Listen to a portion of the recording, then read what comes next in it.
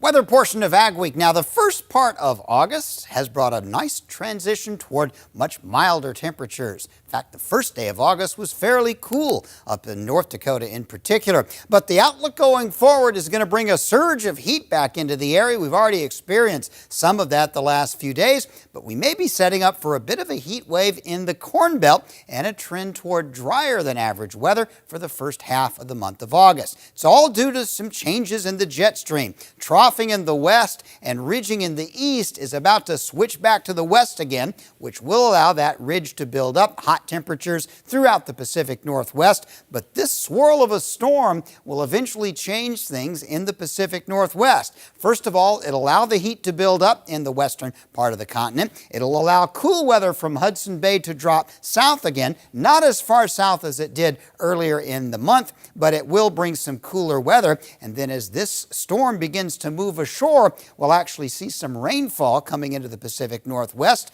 by sometime early next week, around the middle part of August, and that will likely cause this dome, a ridge of high pressure, to build up through the middle part of the country. This could result in a fairly long period of some fairly hot temperatures.